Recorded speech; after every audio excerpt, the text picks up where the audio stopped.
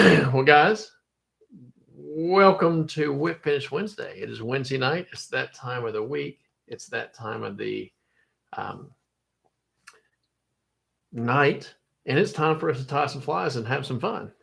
So, my name is John Demuth. On the other side of the lens over here is Katie, and we are here to tie some flies tonight with you guys. One of the cool things is being able to you guys be able to ask questions, and hopefully, I've got a little monitor right here that I might need Katie to help me out with because it's not showing the comments. But hopefully, we'll be able to get it to where it shows the comments, and then I'll be able to right away. So I'll pass this to her. Hopefully, she can do that.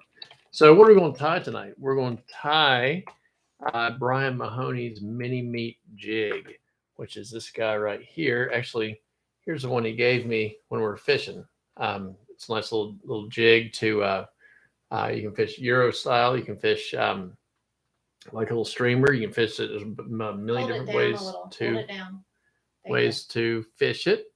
So this is a very versatile jig. So that's what we're going to tie up. Tie it in a few different colors. So more like a crawfish color here, which is kind of cool. But first we need to do a drawing here. I'm sorry I'm a little out of whack. Hey, KT, will you see if on this TV you can get the comments to show up? Yeah, I will in just a second. As soon as I get to go live on our phone, on the phone here on Instagram. Yes. It's a lot of stuff you got me doing here. I'm keeping her busy.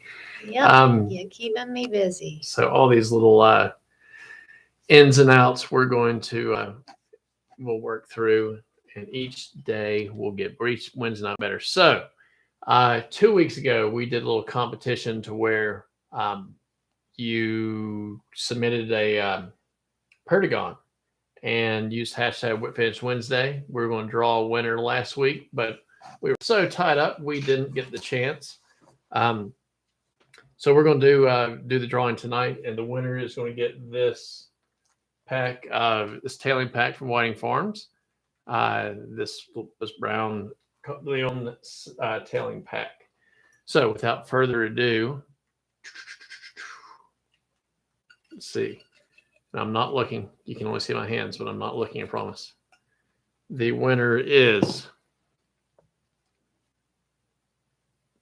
Christine Gonzalez 9487. So Christine, shoot us a note and we will we'll get you your Whiting cocktail tailing pack.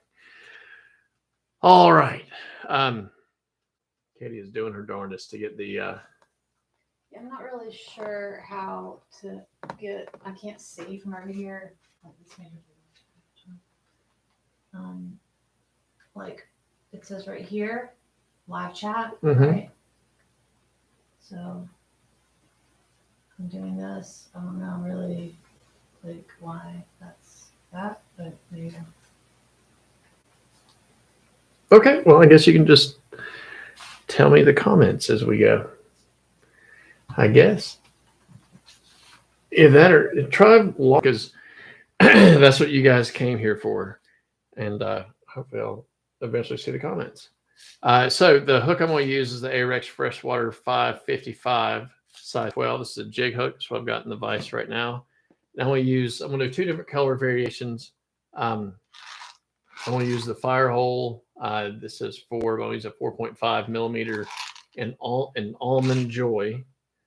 For the first one, and on the second one, I'm going to use a 4.5 millimeter Umpqua Radiant Orange. There you go. Both of them are going to be slotted.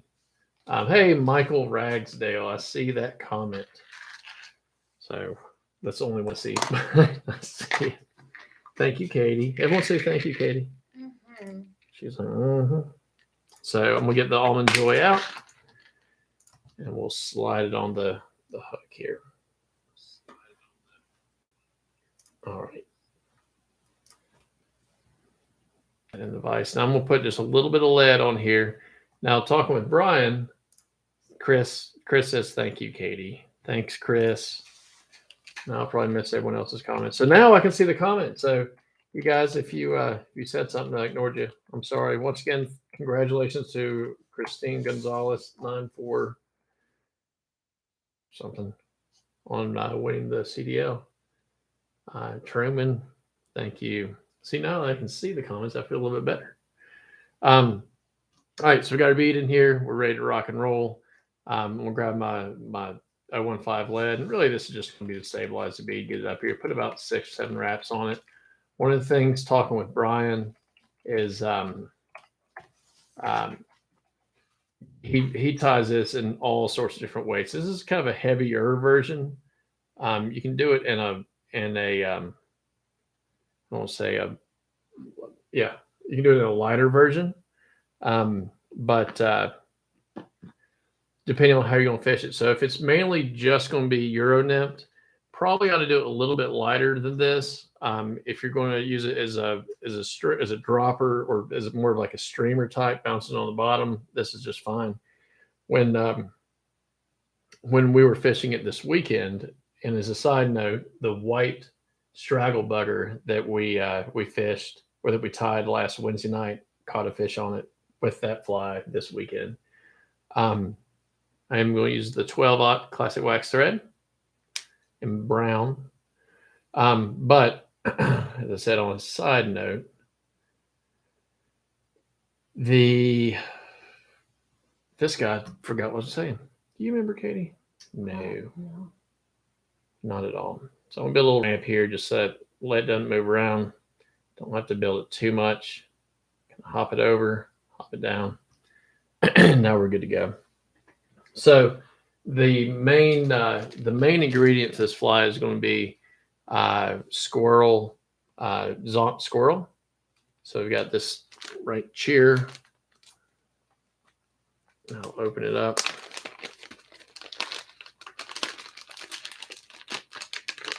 So like if you clicked on the link that was in our story for the YouTube live version of this show, it may not be right anymore because I had to change it. So just go to YouTube, type in Whip Finish Wednesday or Demuth fly tying or something like that, and it should bring it up.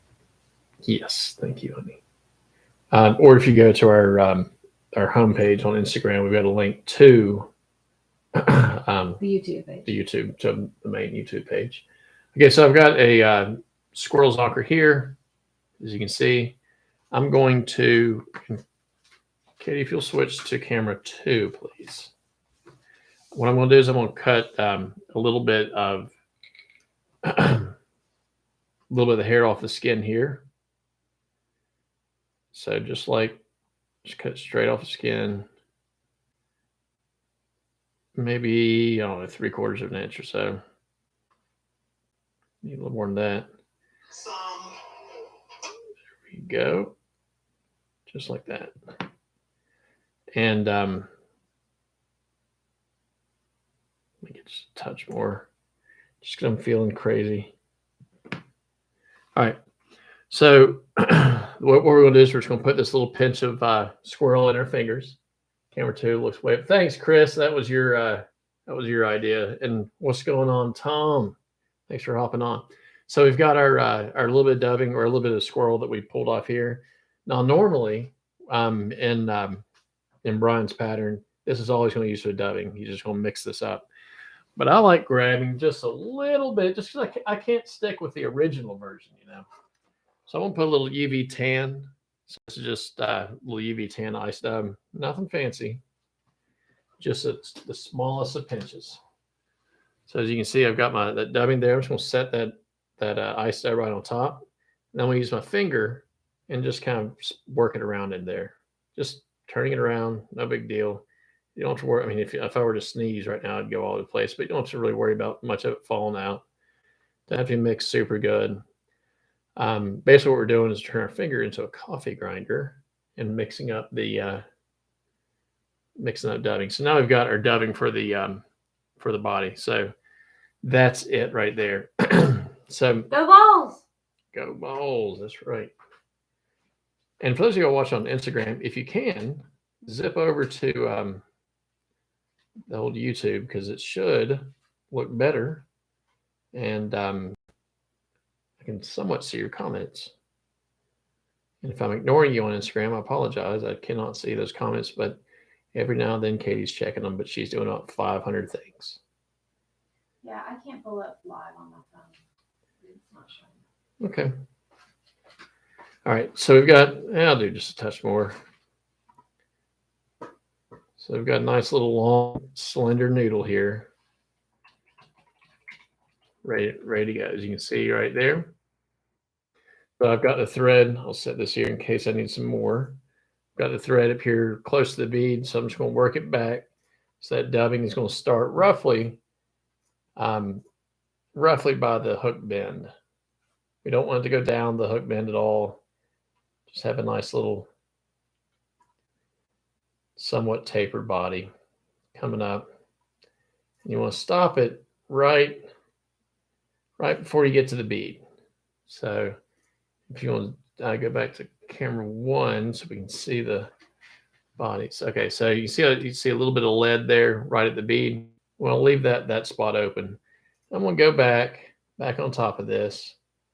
We don't want it super thick, but I'm not too worried about keeping it perfectly. That's good right there. Keeping it perfectly level either. I'll show you why in just a second. That looks okay. Hey, Gary. Good to see you on here. Is for a few people, I only know them by Instagram names. Randy, I'm assuming you're AK Sled Neck, Randy. And what's up, Sean Holsinger? Good to see you on here. I met Sean up at the symposium, 3-4 years ago? That's when we did it. Well, hey, Nikki K, Fly Gal 303. That's Fly Gal. Oh, she's liking the toucan. Thank you. We're glad that you like the toucans. Cool. Awesome. Perfect. And Jeff Rowley's on here. Awesome to see everyone on here. Okay, so we'll get back on the close-up of the fly.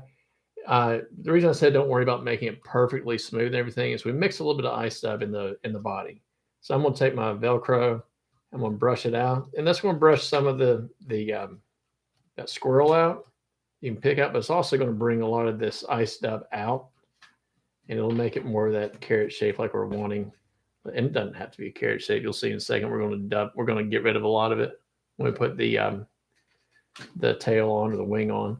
But you can see I've got all this nice sparkly goodness on here, and it's really subtle. Nothing, not too big. But that's exactly what we're wanting right there. And I got some. Hey, Don. And thanks, Tom. I appreciate it. Yeah, Don, I tend to agree with you. All right, let's go back to camera 2. I'll show you something as I'm trying to get this thing on my nose. So I've got my my squirrel tail here, my zonker here. We'll make sure that that's good enough, clean cut there. I know that I want it to be on my measuring tape here 1 1/8 inch. So I prefer to cut a little bit long, if anything. So and when you're cutting the tail and you're measuring it, this thing stretches quite a bit. So you want it kind of like a rubber leg when you're cutting it. You don't want to cut it when it's stretched. So I'll just kind of hold it here, get it the length I want, somewhat measure it. And then when I cut it, I'm going to take, if you can see that. And when I cut it, I'm going to take my scissors and just go under the leather like that. So I'm not getting any of the stuff, just like that. All right. Now this step is totally not necessary, but we always like to spend way too much time on flies. So I'm just going to cut this at just a little bit of a point. If it's not perfect, it's okay. I think Chris said last week Katie needs a raise, and as much as she's walking back and forth again, right now you are correct. I'm just like, it's just kind of humorous a little bit, actually. All right, it's not perfect, but that'll work. Okay, so the way the fly is going to ride is just like this. So hook point up is the way it's going to ride. If you can't see the live chat on YouTube, you got to click on it. There's a thing on the screen that it's a little icon. If you click on it, it should bring it up. And also something might be that you need to log in. maybe. But so if I were to tie it in like this, like you would think you would tie it in, let's switch back to camera 1. So if I were to tie it like this, just like you would think you would, when it fishes and rides, the tail will be upside down. So we want to tie it in, believe it or not, upside down. So we're going to do the skin side up, making sure that it's level and flat with everything, and get it right up to the bead here. I'm going to cord up my thread just a pinch, just so it gives a little more bite, a little more purchase. Working on them river legs. Yep. We need to, both of us need, well, I really need to. So we'll bring this in. We're going to pinch it and make sure it still doesn't roll. Once we get it pretty well locked in, we'll look at it and see how it is. Make sure it's on the top of the hook shank. When you flip it around, make sure that it's riding just the way we want it. So now that looks fine. And this looks like a fuzzy mess. Remember, we've got a lot of weight on this thing, and this is just going to add a little more movement, a little more sparkle. You don't need to brush it out. You don't need to add that. Yeah. I stub to it. All right. So now I'm going to pull out. I'm using these. Here you go. These micro grizzly micro legs. I'll tell you. And I'm going to take one. Just one leg, and we're good. So now I'm going to get them both the same length. This right here. So see how they're the same length? I'm going to cut it like that. So now I've got two legs of the same length. And then we'll wrap it around my thread and make sure all 4 points line up. Now, guys, another thing, if you're ever, if you guys want to tie this, we'd love to see them. And all you have to do when you post them on Instagram is just use #WhipFinishWednesday, and we'll see them. All right, I'm going to flip this over to the side so you can kind of see. I'm just going to take this and I'm going to lay it down right beside the bead, right where I want them height-wise. Then we'll separate them out. I can't see it. Then we'll take my 2 legs through on this side. I'm going to hold them up right where I want them. Put just a couple wraps. That's really all we need. So that way these are locked in right where we want. I'll work my thread back up just with 1 wrap. So now it's back to the front of the hook shank. So I've got both the sets of legs on one side, and I'm going to take the legs. I'm going to bring the other set over and down. I'm going to do 1 wrap. And now that's kind of locked there on your side. Now hold them back the way they're supposed to go. And that should be pretty well right. So when it rides, they're both riding the same way. So with minimal wraps, I got those in there. 2 legs, they go all the way across. Oh, Truman, I don't doubt it. I think I only had about 8 colors, including the Drew Chacon ones, and still didn't have enough. But this was the micro legs and bone, so they worked fine. But we're going to use root beer next. Okay, so we're almost done with this fly. That's what's kind of cool. This is a simple fly. It's very effective, but it is very simple as well. So the next material we're going to go with is, on this one, we're going to do this Whiting Farms Brahma hen. So this right here. And for this one, if you want to, you can pick some of the bigger feathers off the bottom here, or you can go off the sides here. I like the modeling on these side ones. So that's what we're going to use. I'm going to grab a kind of big one. When you're grabbing a feather like this, pretend like it's dry fly hackle and pull it out and measure it and see how it looks lengthwise. And that looks maybe a touch long, so we'll go a little bit higher up. And if the feather you've got isn't going to be long enough, then throw 2 on there. You can wrap them both at the same time, or you could wrap them separately, whatever you want. So we've got our 1 feather here. Thank you, Katie. Perfect. I'm going to rip off the fluff. just like so. So I got a little bit left on there. This one, unlike a lot of patterns, I don't want to leave a bunch of fluff on the bottom there. And then I grab it by the tip, pull it back, just like so. So you can see I've got a nice little tie-in point. I'm going to leave the tip whole. I'm just going to capture it in with a loose wrap. I'm going to pull the feather back. So it gives it a little bit of stem to grab onto. There's 2 wraps here. I grab this whole tip, pull it back, and then we're capturing everything in, working my thread forwards. Now, with 5 total wraps, we've got the feather in there, locked in, and we've got it's locked in extra secure because the tip is going the opposite way. We don't want that tip in there, so we're going to trim that out. Hey guys, joining us on Instagram. Thanks for watching tonight. Sweary Angler, what's up? And Sweary Angler, if you're wondering why we're not commenting, what's up? Josh, you need to look over on the YouTube because we're live there. And same thing with you, Sweary Angler. I can see the comments. Mama Angler is on YouTube. Mama. So what's up, Keisha and family? All right. So we got this in there. As you can see, bending that tip over makes a really nice, strong tie-in point. So I can pull up on a lot more than I could just by tying the cut tip in. So just for the fun of it, I'll put my hackle pliers in and show you. You know, we always want to stroke the fibers back. You'll be really careful because if you pull too hard, depending on how you tied it in, you can pull this out.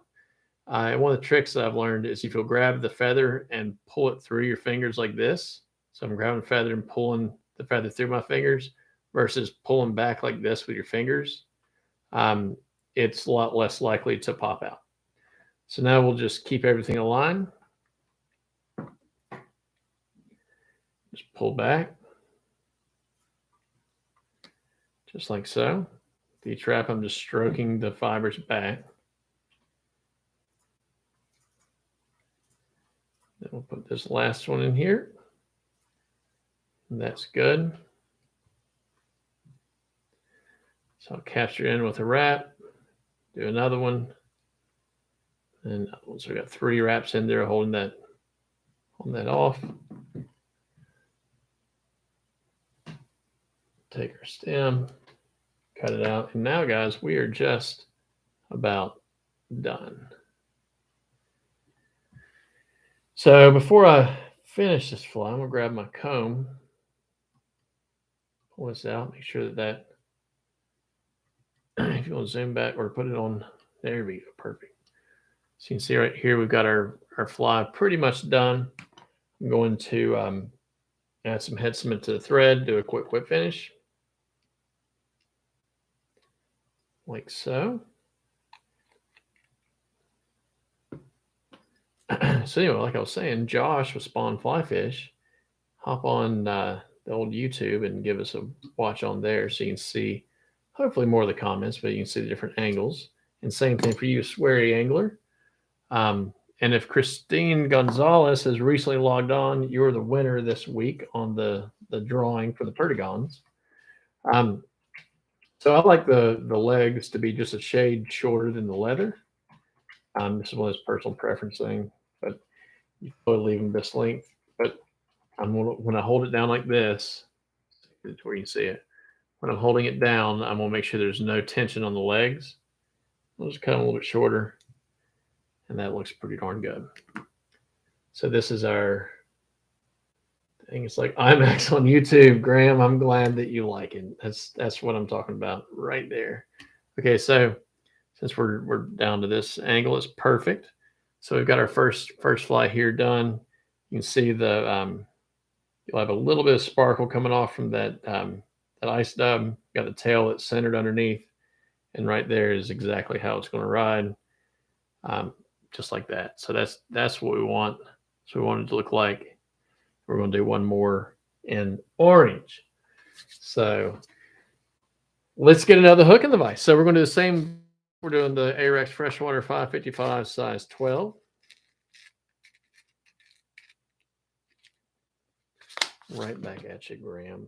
This time we'll use the Umpqua Radiant beads. This is a tungsten slotted bead in like super bright orange. So I'm hooked down. I'm sure I'm not the only one that's dumped out a lot more beads than I meant to. The good thing is these 4.5s are easy to find. Like black, said I used the Zonker strip for the cut. Yep. Yep, Christine. Hey, all right, Christine. So send us on Instagram, send us a note after the show's over, and we'll get these out to you. Here is the pack you're going to get right here. So congratulations, Christine. I'm glad you hopped on. Sean, I was thinking about doing one with a split with a loop and showing that technique, but I guess we can talk about that. But yeah, this is Brian's pattern, but there are a lot of similar ones out there. But just out of curiosity, Sean, how much weight do you put on yours? Do you do a big 4.5 millimeter bead in lead? Do you put extra lead on there? Or do you do a lot, or you just do kind of like I was saying, have some really heavy ones for certain applications and lighter ones for other applications? Because the reason I ask, this weekend we're fishing this fly, and I was Euro nymphing it, and I had to get used to it because I was used to having a size 16 on a size 16 on my point fly with like a 2.5, maybe 3 millimeter bead. And the first few times when I was fishing this fly, as your tivet's going down and your fly and your dropper is coming to rest, it's like you get a bite. All of a sudden, it's like a guitar string. It's kind of, you got a little bow in it, all of a sudden, ding, and I'd set the hook. It's like, that's that darn fly. So I needed to have some that were weighted a little bit lighter, but the heavy ones ones like this are going to be great for a little more action and fishing more like a streamer. And also Euro nymphing, but in deeper holes where they got to get down really quick and really fast moving water. That's changing the fly up again. Tight size 10 with a 3.5 millimeter lead. Okay, so it's probably, you got a millimeter less lead, but a size bigger hook, or a millimeter less tungsten, no lead, and bigger hook. So definitely lighter. What was I saying? Oh yes. So this time we're going to use orange. We're going to go for more of a crawdad looking one. So this is the Hairline Micro Strip Pine Squirrel. And we're going to do the same thing. If I can quit getting stuff in. I think right when we started, I got a big chunk of this on my nose, and I've had a hard time with it. Fishing smaller streams here. Yeah, the stream we fished this weekend was it was the Watauga River stream. The Watauga River, and we think Truman came out and visited. So thanks, Truman. Probably 100 yards across, 150. But I mean, a deep hole might have been 7 feet deep, 8 feet deep with the deepest hole. On average, we're probably fishing 3 feet, 2 to 3 feet deep, maybe 4 feet deep on average. And Randy, I'm going to cut this 1 1/8 inches and answer your question. He also does olive, orange, and natural color. Pretty much olive. Did I say olive? Hi, Miguel. Hey, Dead Drift. Hey, guys that are joining on Instagram. I'm kind of back and forth between Instagram and YouTube Live right now. So if I don't wave for a few minutes, it's because I'm at the computer. But so if you hadn't heard, right now we're streaming live on YouTube and on Instagram simultaneously. So feel free to watch us here, or feel free to check us out at Demuth Fly Fishing on YouTube. There's a link in our bio to our YouTube page, or you can just search for it. We're going to start having all of our Whip Finish Wednesdays on YouTube as well. So it's a little bit different watching it on there. We've got a few different camera angles going. So check it out if you like. Or if you want to hang out here, cool too. Awesome. Katie, that was phenomenal. Good job. You're the best. Yes, it is deep and wide. And yeah, Sean, I've kind of figured that yours are a little bit shallower, but we were floating it might have been this exact fly. It was Jeff Rowley, who was on here a minute ago, and Brian. He threw one just like this, and we were floating South Holston. That usually, that's right, Chris. Katie, you're getting some Chris, good that stuff. is for real. Can you guys hear me okay? I don't have my microphone turned on, but I figured that's okay. I like to mumble insults under my breath. So, it's probably better that John not hear him. Yeah. Oh, Truman, thank you. I make a tasty lasagna, but just for you, Truman. Oh, honey. They probably can't hear anything I'm saying. Oh, yes, they can.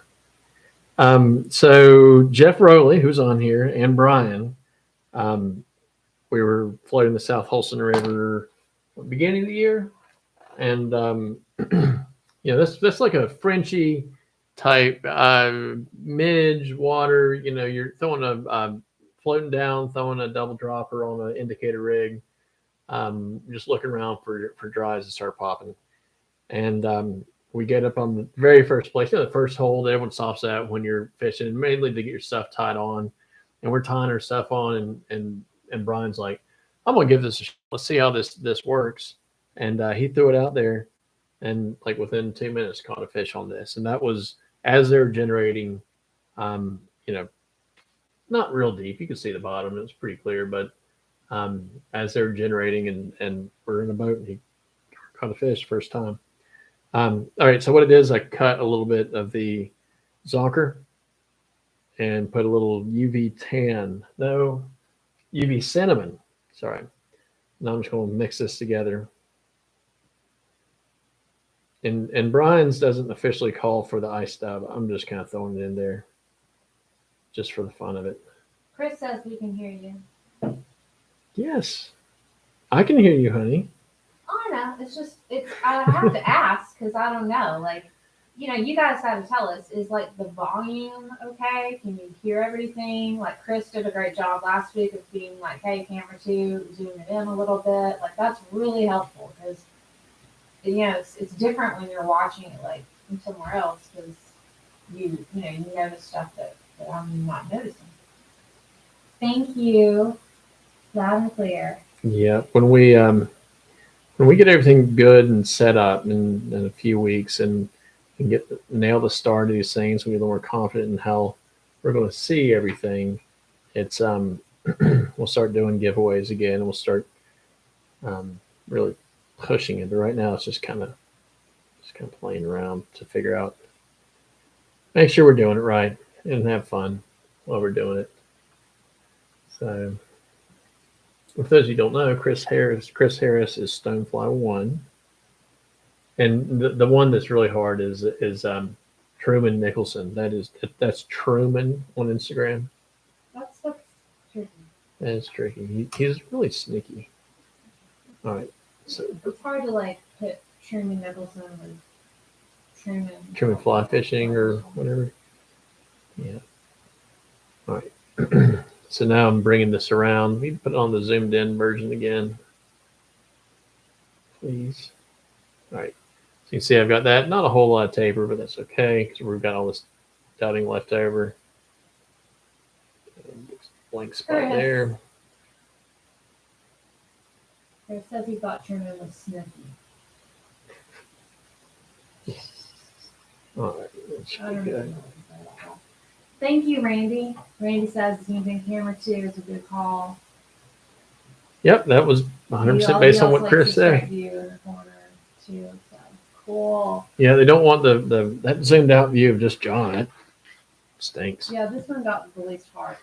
Golly. But this view, you got just a couple of thumbs up. This view got a bunch. Yeah. This one was kind of in the middle. Mm-hmm. This one should be better now because you can see a little bit better. And okay, let's get back to the camera. So you see, I've got this real. I mean, it looks fine. Don't have to do this, but when you brush this out, it really grabs the thigh stud fibers.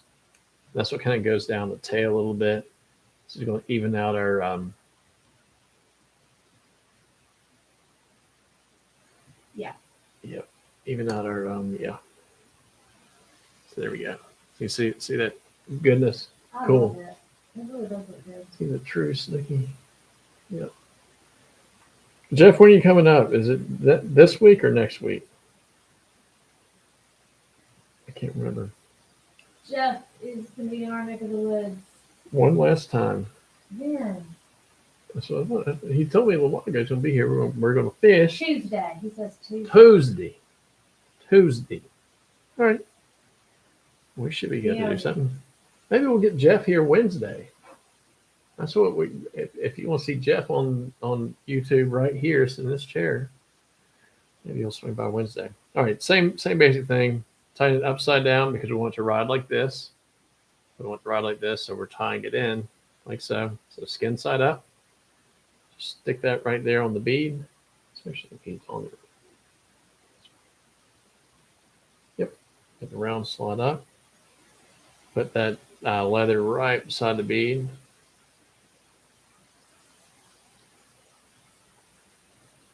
Just catch a corner of it, stop, because that'll make it not tie in correctly.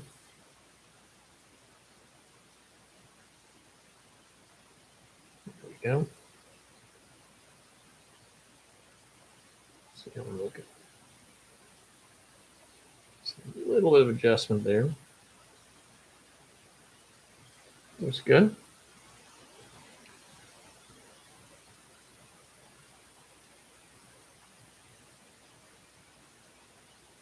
All right. Okay, so now we're going to do our legs one more time, and this will be quick. We'll be here next summer. Next summer? Where's the family going to be? Try it my way. Fish and see if there's a difference. Okay. You want me to do the loop, Gary? Kind of fun to do a loop. I don't see Brian on here. He might be on Instagram, but I don't see him on YouTube, so he's not like shoot me. So this is the same type of material, but this is the root beer version. There you go. And February, cool. Found you on the tube, cool, Michael. You are awesome. Pop this off here.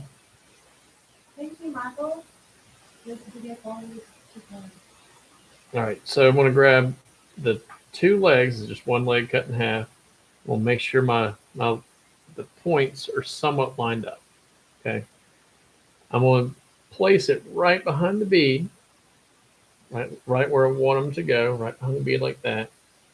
Then let go. And I'm going to grab these far two legs and pull back. And just put a couple wraps. Not catching anything. One leg wants to be caught. Okay. Now I'm going to grab the other legs and just pull them over to the other side.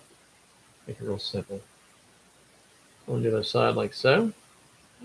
Gary says that he pins the swirl to the hook and puts it on top of the Oh, I thought you were talking about the collar, Gary.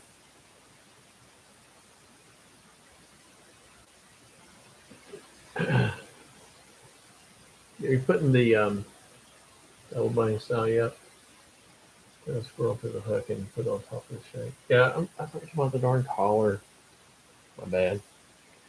Well, for the sake of it, let's see if this one's been long enough. Yeah, it should be okay.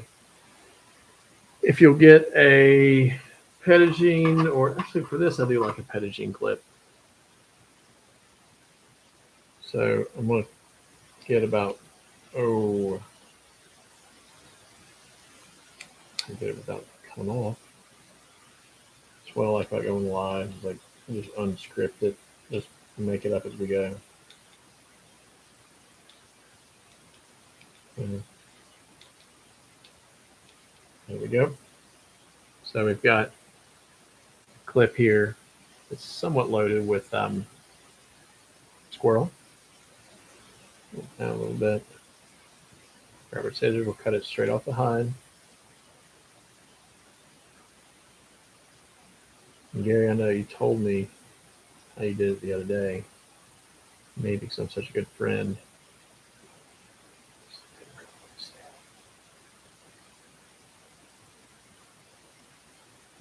So I've trimmed it all but that one little piece, and I'm going to get that. So get just right.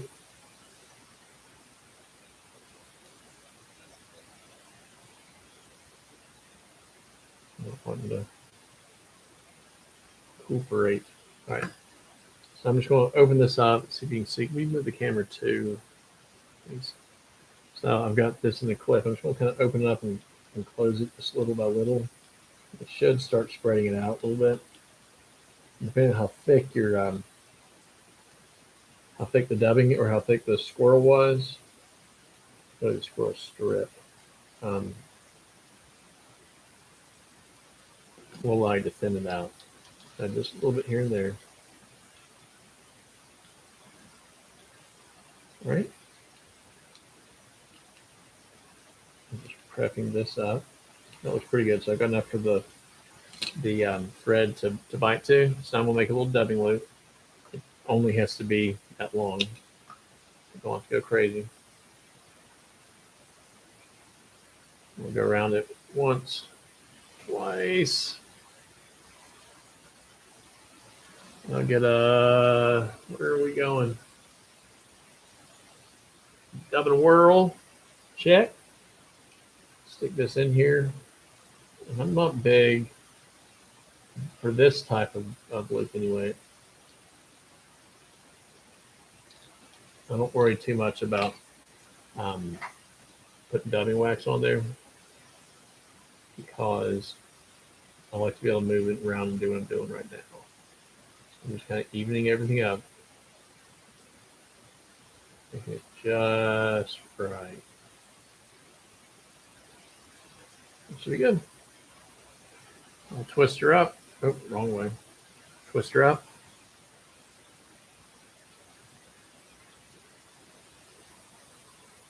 It's good. Let's see if we kind of pull this back a little bit, but not too much. I mean, not really. Pull it back when you're wrapping it. So this is just another. If you don't have the feathers, it definitely works.